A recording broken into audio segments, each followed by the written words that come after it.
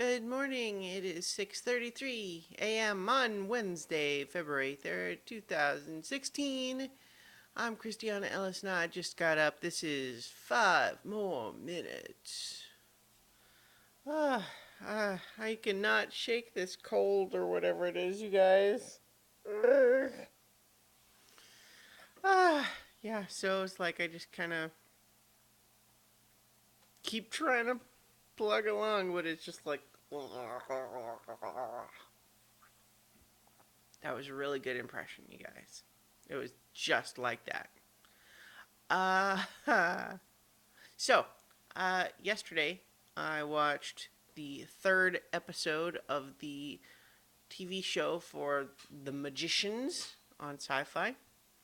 It is based on a series of books that I really like by Lev Grossman.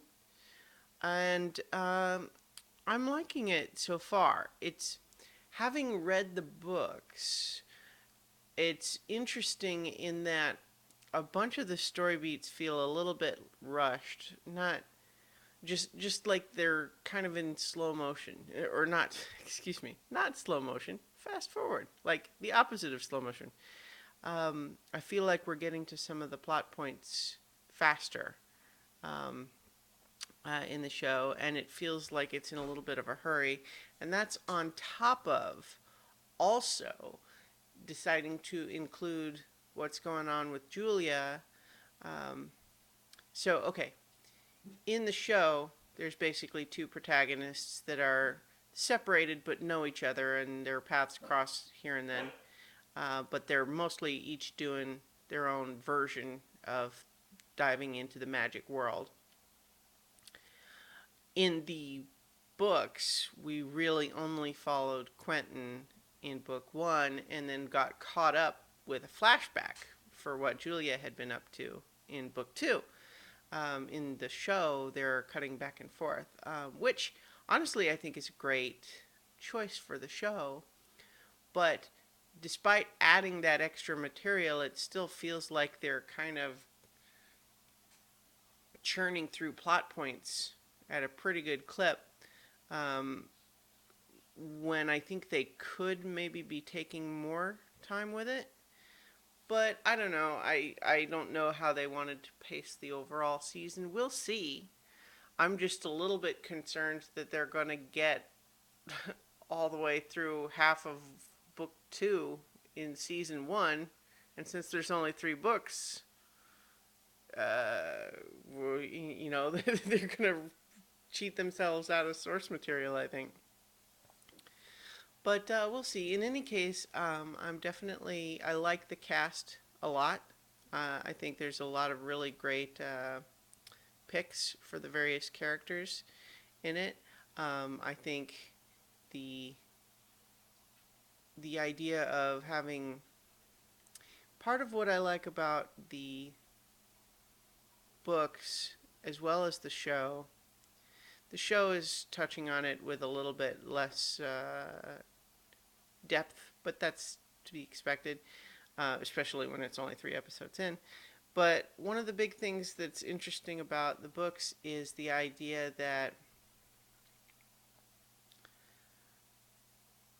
discovering a talent doesn't necessarily fix your emotional problems.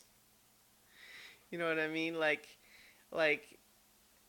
for example, if you have a character like Quentin Coldwater who's always been kind of depressed and neurotic and anxious um, and awkward, like on the one hand, like the Hollywood version is that oh, he just didn't understand himself all this time, and now that he's discovered magic, all those problems go away. When in reality, no, they really don't. They follow you because they're inherent to who you are as a person. And that doesn't preclude the possibility that you can slowly work on them and improve and grow, but it's certainly not like waving a magic wand. Wink. Um, yeah. So anyway, I like the show so far. I would be interested in what it feels like to someone who didn't read the books. Um, yeah.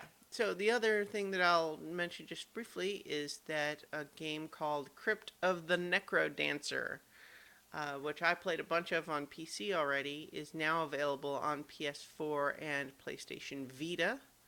If you have PlayStation Plus, it's only like 13.46 or something, and you get the PlayStation 4 and Vita versions. Highly recommend this game. It's kind of an old school looking dungeon crawler action sort of game, except that it's crossed with a rhythm game where you have to move on the beat, and it's a lot of fun. Has some great music, so I recommend that. I might do a let's play of that sometime soon. All right, so for now, I'm gonna try to shake out of this funk that I'm in, and I'll talk to you guys tomorrow for 5 more minutes. All right. When I smile and close my eyes, I can't find the button to stop the video. Bye now.